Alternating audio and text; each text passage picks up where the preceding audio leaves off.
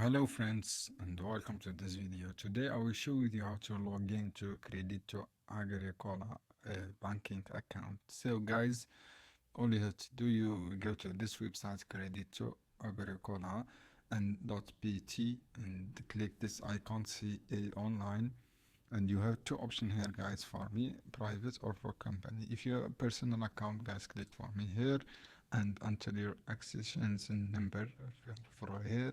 To join this, you select join option and contact, click your number from here.